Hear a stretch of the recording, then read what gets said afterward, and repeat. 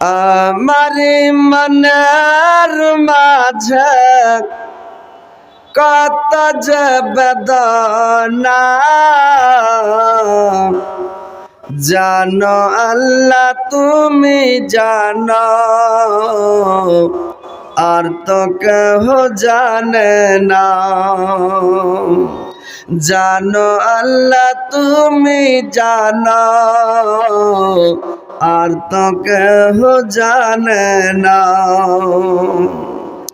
নামাজ রোজা করে সদা সদা ডাকতে পারি না, জানো আল্লাহ তুমি জানো, আর তো কেহ জানে না। জানো আল্লাহ তুমি জানো, আর তো কেহ জানে না।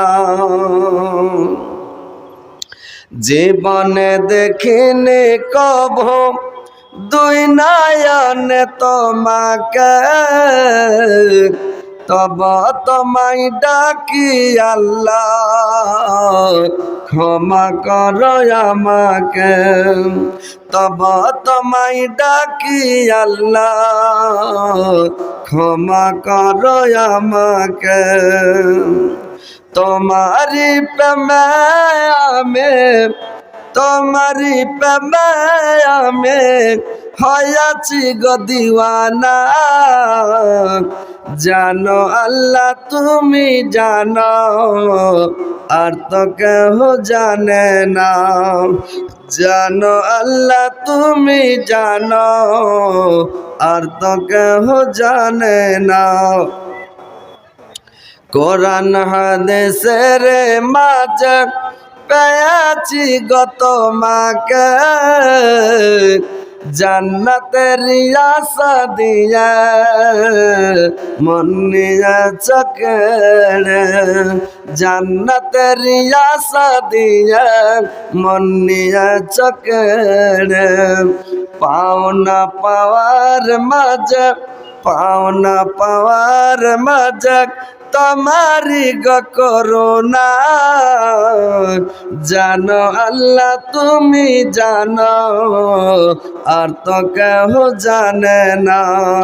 জানো আল্লাহ তুমি জানো, আর তো কেহ জানে না। শ্রদ্ধেয় যোগ্যতম সভাপতি সাহেব, উপস্থিত উলামা ইকরাম, শ্রদ্ধাবিন্দু মুসলিম সমাজ এবং পর্দার আড়ালের পর্দানাসীন মা ও বোনেরা, সর্বপ্রথম আল্লাহ তাআলা বারেক ওয়া তাআলার তারিফ প্রশংসা গুণগান, যে মহান আল্লাহ তাআলা বারেক ওয়া তাআলা আজকে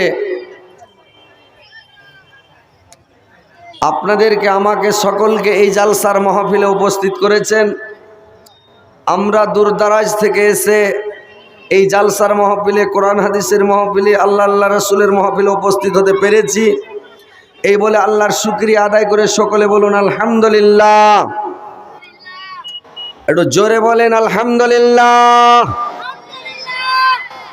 তিনার পদপর তিনার প্রেরিত হাবিব মা আমিনার লাল মরুরদুলাল তাজদারে মদিনা আহমদ মুস্তফা মোহাম্মদ মুস্তফা, সকলে জোরে সোরে মহব্বতের সুরে বলুন সাল্লাল্লাহু আলাইহি ওয়াসাল্লামের পড়তে হাজার ও হাজার লাখো লাখো দরুদ বর্ষিত হোক। আল্লাহুম্মা সাল্লি আলাই, আল্লাহুম্মা বারিক আলাই। ভাই সকল, বাপজিরা আমার, মা খালা নানিরা আমার, যতদূর মাইকের আওয়াজ যাচ্ছে আপনারা শুনতে পাচ্ছেন, আপনারা তাড়াতাড়ি জালসার মাহফিলে এসে যান। আর এসে কিছু কোরআন এবং হাদিসের কথা শুনেন, শোনার পরে ঈমানটাকে তাজা করেন, কিছু নেকি সওয়াব কামিয়ে বাড়ি যাবেন। নিজের জীবনের গুনাহগুলো স্মরণ করে তওবা করে ক্ষমা চেয়ে মাফ করিয়ে যাবেন। আল্লাহ যেন আমাদের সকলের গুনাহ খাতা মাফ করেন, আমাদেরকে যেন কোরআন হাদিস শোনার তৌফিক দেন, আর শুনে যেন আমরা বুঝতে পারি, বুঝার পরে যেন আমল করতে পারি। এই দোয়া সবাই করে এখান থেকে বাড়ি যাবেন ইনশাআল্লাহ। এই বলে সবাই আসেন। যাই হোক, সময় খুব সংকীর্ণ, একদম হালকা সময়, অনেক বক্তা, আজকে জালসাতে এটা তাবলিগি জালসা, অনেক বক্তা। তো যাক, সময় সংকীর্ণ, সময় নষ্ট করে লাভ নাই। আজকে কিছু ভাই জালসা কমিটি এবং কিছু কিছু ভাই এরা বলছে যে মাওলানা ইউসুফ জুলেখার কিছু কাহানি একটু শুনিয়ে দিবেন। মেয়ে ছেলের চাপ, মেয়ে ছেলেরাও বলছে যে হজরত আলীর মুখে আমরা ইউসুফ জুলেখার কাহানি শুনব। ইউটিউবে শুনছেন, দেখছেন, ইউসুফ জুলেখার কাহানি বলেছি অনেক জায়গায়, কিন্তু আপনাদের ঝাড়খণ্ড, পাকুড়, সাহেবগঞ্জ, মুর্শিদাবাদ এদিক থেকে ফোন যাচ্ছে যে আপনারা ইউসুফ জুলেখার লাস্টেকার খানে শুনতে পাওয়া যায়, মানে শেষ মাথার দিকটা শুনতে পাওয়া যায় না, ইউটিউবে পাচ্ছে না। কিন্তু হয়তো ইউটিউবওয়ালারা ছাড়ে না, এদিক খুবই শুনতে পাইছে, শার্ট ছিঁড়াছিঁড়ি, লেবু কাটাকাটি খুবই শুনতে পাওয়া যাচ্ছে, কিন্তু ওই দিক লাস্টেকার খানি শুনতে পাই না, বুঝতে পারছেন? তো আজকে আপনাদেরকে লাস্টেকার খালি শেষ মাথার খানে একটু শুনিয়ে দেবো ভাই, নাকি? তো এই জন্য লাস্টেকার একটু আমি শোনাচ্ছি, আপনারাকে শুনেন, তাড়াতাড়ি আসেন, সবাই বসে যান, ইনশাল্লাহ আপনাদেরকে আমি শুনিয়ে দিচ্ছি ইউসুফ জুলেখার সুন্দর কাহিনী। শোনেন ইনশাল্লাহ, অনেক এতে জ্ঞান আছে, অনেক শিক্ষার বিষয় আছে, শুনে অনেক শিক্ষা পাবেন ভাই। তো যাই হোক, আসেন, বসেন। আমি শোনাচ্ছি কোনখান থেকে? জেলখানা থেকে শোনাই। যে জেলখানায় যখন হযরত ইউসুফ আলাইহিস সালাম ছিলেন, 7 বছর জেল খেটেছেন, জেলের মধ্যে 7 বছর ছিলেন হযরত ইউসুফ আলাইহিস সালাম। এইবারে বাদশা রাইহান একদিন স্বপ্ন দেখলেন। কি স্বপ্ন দেখলেন বাদশা রাইহান? যে 7টা গাভী, মানে 7টা গাই এসে 7টা গাইকে খেয়ে নিল, আর 7টা গাছ এসে 7টা গাছকে খেয়ে নিল। দেখে বাদশার ঘুম যখন ভেঙে গেল, বাদশা চেতন হয়ে মনটা পরেশান হয়ে গেল, জানলা কি দেখলাম, কেন দেখলাম, এর ব্যাপার কি, এর মানে কি, আর মাজেরা কি? সকাল হলো, দেশে এলান করে দিল, যতগুলো নুজুম ছিল, ঠিকুয়া ছিল, গণেকদার ছিল, সব এসে উপস্থিত হয়ে গেল। সবাই যখন এসে জমা হয়ে গেল, ওরাকে বললো গনে পড়ে দেখো, স্বপ্নটার মানে বলো, আমাকে তাবিরটা বলো।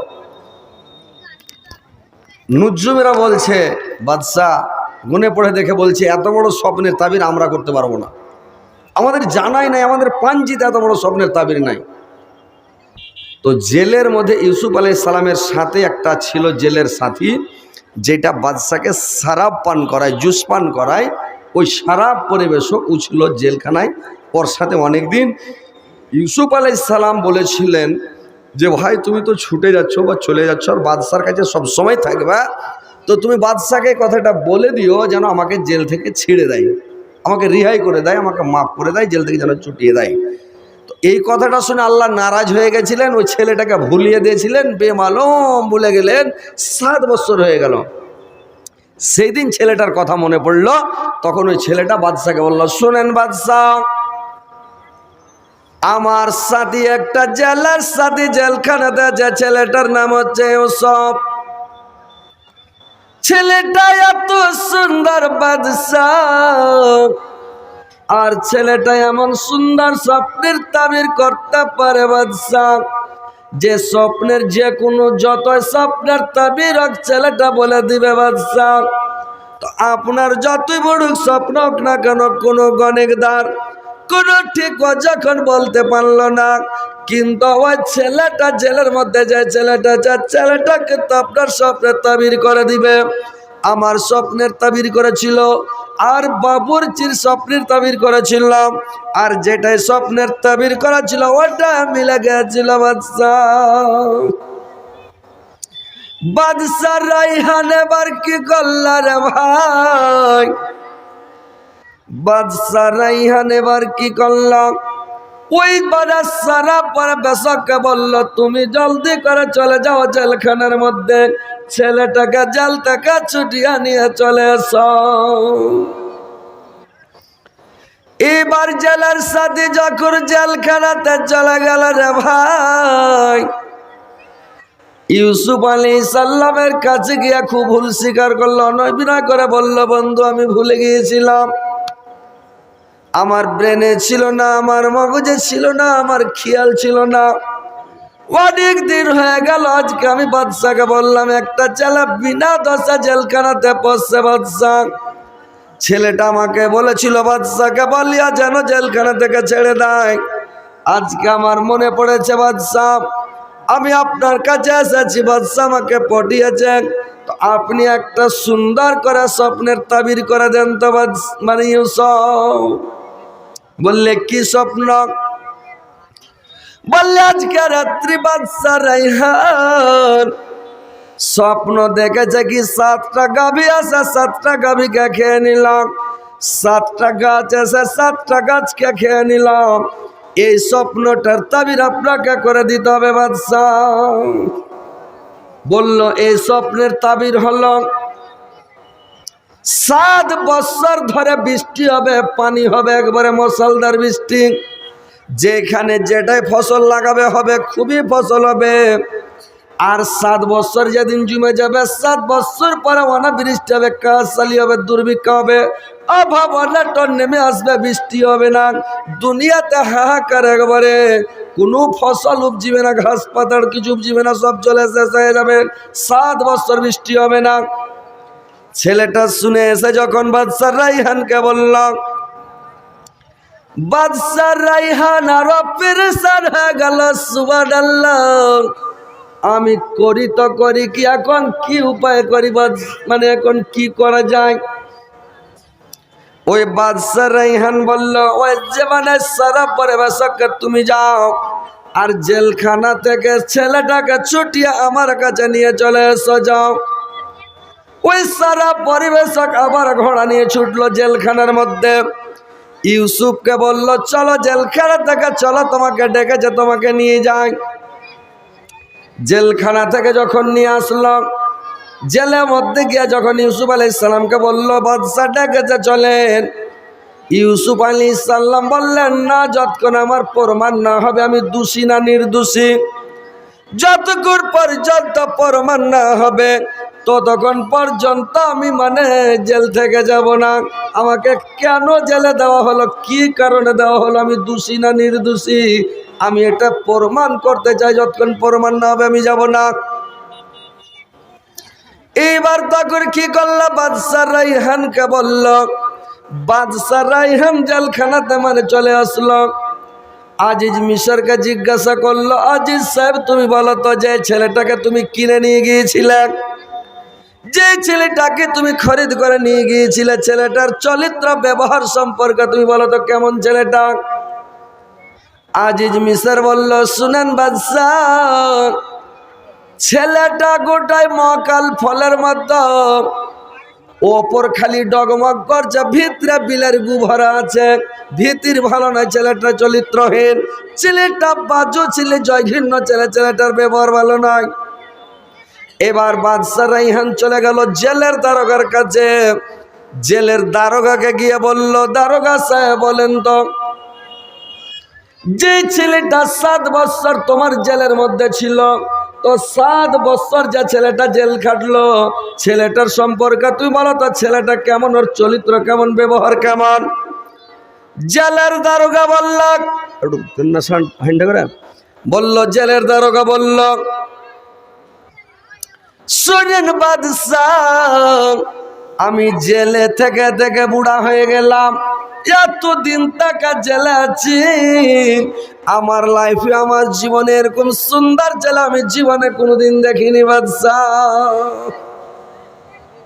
এত ভালো ছেলে, এত সুন্দর ছেলে, এত চরিত্রবান ছেলে, এরকম জেলে আমি জীবনে দেখিনি, এত ভালো ছেলে ইউসুফ। বাদশা বলল, ওর খানাটা কোথা থেকে আসে? বললে জুলেখার বাড়ি থেকে আসে। খানা কে পৌঁছায়? বললে জুলেখার 5টা সেহলি আছে, দাসী আছে, ওরাই পৌঁছায়। ওই সেহলি দাসীগুলোকে জিজ্ঞাসা করলো, বাদশা রাইহান যা ছেলেটার চরিত্র সম্পর্কে একটু বলো তো, শোনে ছেলেটা কেমন? মহিলাগুলা বলল, বাদশাহ ছেলেটার চরিত্র সম্পর্কে কি বলবা বাদশাহ, জীবনে কোনোদিন আমাদের দিকে চোখ তুলে দেখেনি, তাকিয়ে দেখেনি বাচ্চা, কোনোদিন খারাপ নজরে তো দেখা দূরের কথা, জীবনে কোনোদিন আমাদের দিকে নজর করে দেখেনি বাচ্চা। এত ভালো ছেলে, এত সুন্দর ছেলে, এরকম ছেলে আমাদের জীবনে দেখিনি। এত ভালো ছেলে কোনোদিন 5-7 বছর পর্যন্ত 3 টাইম খানা পৌঁছাতাম, কোনোদিন আমাদের দিকে চোখ তুলে তাকায়নি, কোনোদিন ঠাট্টা করেনি, মজাক করেনি, গল্প করেনি, কিছুই করেনি। এত ভালো ছেলে। এইবার ইউসুফ বারবারে জুলেখাকে জিজ্ঞাসা করলেন, জুলেখা তুমি বলো তো ছেলেটার চরিত্র সম্পর্কে, ছেলেটা কেমন? জুলেখা ফপিয়ে ফপিয়া কাঁদতে লাগলো, হুকরা হুকরা কাঁদতে লাগলো। সুরার বাদশাহ ছেলেটার সম্পর্কে কি বলবো বাদশাহ, ছেলেটা এত ভালো ছেলে, দোষে যদি 10 স্বীকার না করে 10 সাক্ষীর তলব করতে হয়, সাক্ষী ঢুঁড়তে হয়, সাক্ষীকে জিজ্ঞাসা করতে হয়, কিন্তু আমি নিজের দোষ নিজেই স্বীকার করছি বাদশাহ। আমার সব দোষ আমার, আমি কোনোদিন মানে ইউসুফের দোষ নাই, 1 পয়সা দোষ ইউসুফের নাই। আমি তার প্রেমে পড়েছি, আমি তাকে বিনা দোষে বিনা কারণে জেলে পাঠিয়েছি। এত ভালো ছেলে, সুন্দর ছেলে পৃথিবীতে আর নাই, মানে এত ভালো ছেলে কি বলবো বাদশাহ, সম্পূর্ণ দোষ আমার বাদশাহ। বাদশাহ রাইহান শুনে নিল। আজিজ মিসর বাদশার আর কোনো মুখ পেল না। বাদশাহ রাইহান তাকর কি বলবে? বাদশাহ রাইহান একাই মানে আজিজ মিসর বললে একাই যে খারাপ। আজিজ মেসের মুখ কোথায় দেখাবে? আজিজ মেসের তখন বলছে কি, যাও আমি তোমাকে তালাক দিয়ে দিলাম। জুলেখাকে তালাক দিয়ে দিল, ছেড়ে দিল, তালাক দিয়ে দিল, চলে গেল। দিয়ে আজিজ মেসের বেশিদিন বাঁচেনি, মারা গেল। এবার বাদশাহ রাইহান ইউসুফকে জেল থেকে ছুটিয়ে দিলেন। ইউসুফ প্রমাণ পেয়ে গেল যে আমি নির্দোষী, আমার কোনো দোষ নেই, বিনা দোষে আমাকে জুলেখা জেলে পাঠিয়েছে, বিনা কামে আমাকে জেলখানাতে কষ্ট দিল, 7 বছর জেল খাটালো। ইউসুফ আলাইহিস সালাম চলে গেলেন। চলে যাওয়ার পরে ইউসুফ আলাইহিস সালামকে 40টা ভাষাতে প্রশ্ন করলেন।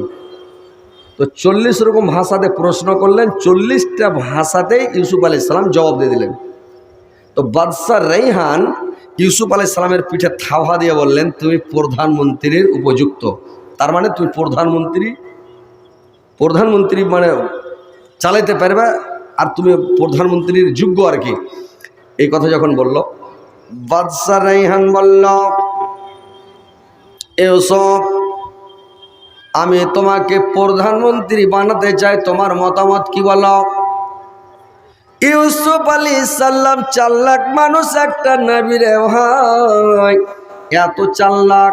ইউসুফ আলাইহিস সালাম বললেন, ডাইরেক্ট আমি প্রধানমন্ত্রী হব না, আর ডাইরেক্ট আপনি আমাকে প্রধানমন্ত্রী বানায়েন না, আমাকে ফার্স্টে খাদ্যমন্ত্রী বানিয়ে দেন, আমি খাদ্যমন্ত্রীটা ফার্স্টে হয়ে যায়।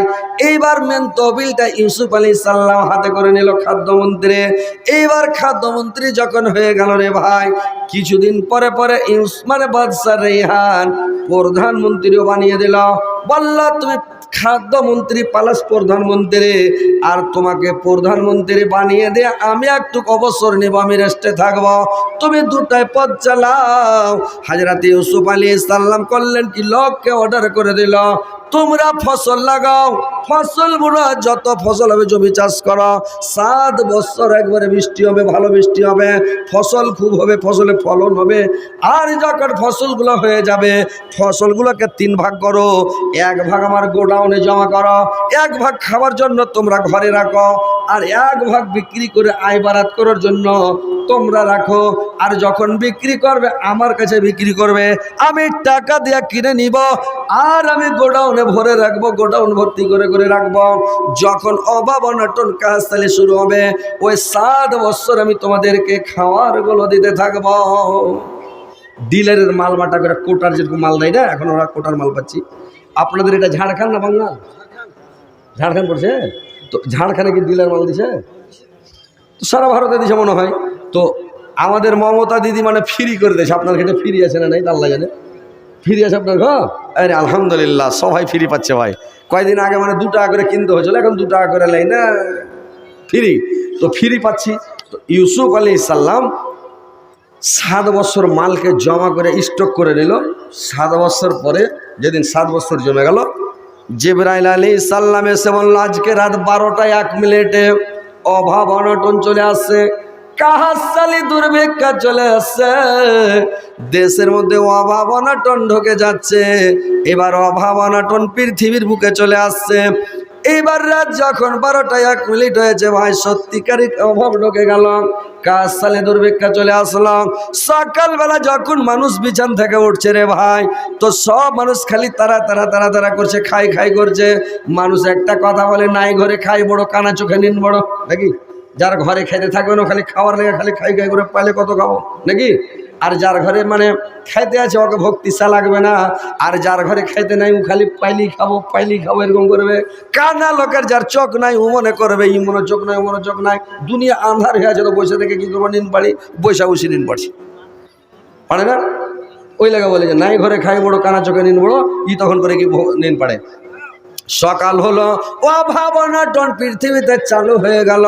হাজরাতে ইউসুফ আলাইহিস সালাম কোটার মাল এবার বাড়তে লাগলো রে ভাই। কিভাবে বাড়তে লাগলো?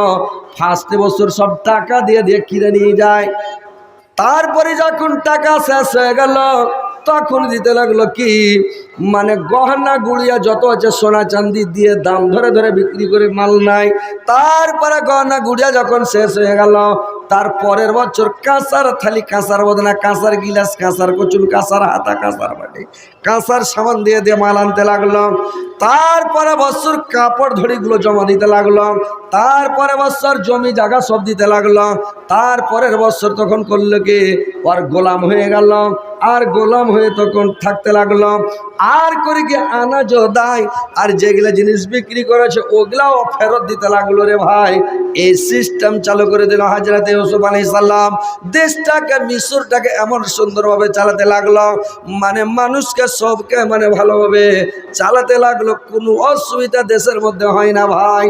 এইবার করেছে কি, কিনান থেকে হযরত ইয়াকুব আলাইহিস সালাম তার ছেলেরাকে ডাক দিয়ে বলল, বেটারে শুনেছি নাকি মিশরের বাদশা রায়হান, মিশরের বাদশা মানে আনাজ বাড়ছে, খাদ্য খাবার দিচ্ছে, তোমরা 10 ভাই চলে যাও আর মিশর থেকে কিছু আনাজগুলো নিয়ে এসো, আর আনাজগুলো তোমরা খাও, যাও নিয়ে এসো বাবা।